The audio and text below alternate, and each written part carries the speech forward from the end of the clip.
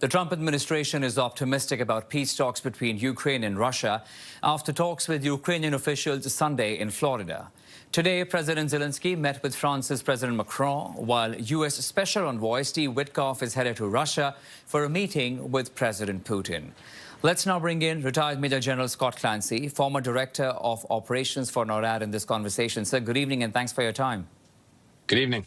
Let's talk about Steve Witkoff's meeting with President Putin in Moscow. Your thoughts on what that meeting can achieve? Well, I hope that it can at least signal to Russia that their initial plan is not the plan that needs to go forward in terms of resolving the peace in Ukraine. And I say this because I think Moscow is going to be very entrenched with their baseline demands, which were part of the 28-point plan to begin with. Witkoff is bringing what has been touted as a 19-point plan, which is the revised edition of this, but it has removed a significant number of things that Russia is demanding, including territorial concessions, recognition of territory, and controls on Ukraine's military and a forced neutrality. There have been several attempts in the past to try and end this war with these negotiations back and forth every now and then. Is Russia really keen on ending this war? Short answer, no. Yeah. Look, a little while back, a few months back, was the SCO meeting between Russia and China and a few other nations. And what it did is it guaranteed that the industrial capability of China could make Russia's war of attrition in Ukraine a feasible thing.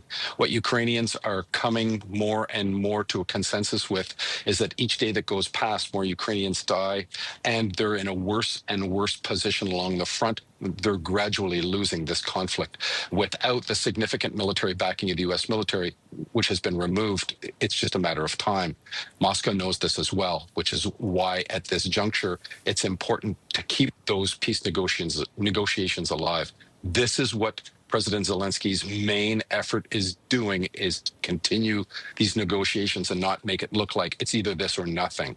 But I don't think we're going to get to a peace deal in short order, because Russia knows they're winning and because the U.S. is signaling that they're not willing to strategically contribute to the defeat of Russia.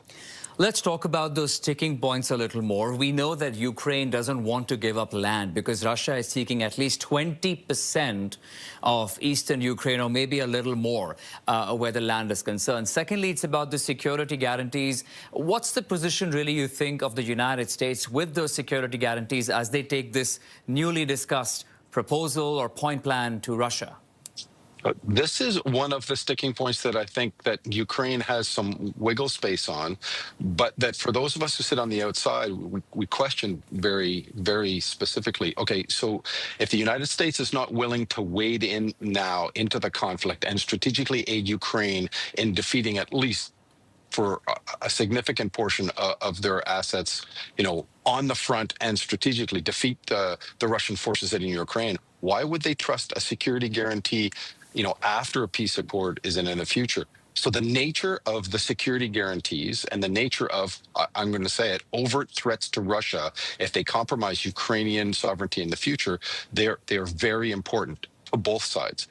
This is going to be played out against the economic benefit that Russia would gain if they get brought back into the world economy, back into the G8, and these types of things. That is very lucrative to the Russian economy, to the Russian people, and to Vladimir Putin.